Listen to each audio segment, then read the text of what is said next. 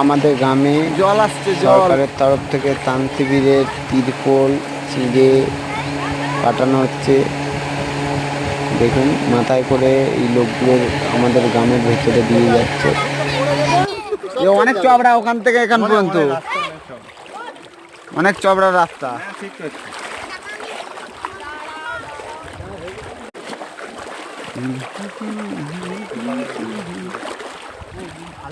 ওইদিকে যাসনি, ওইদিকে ধার।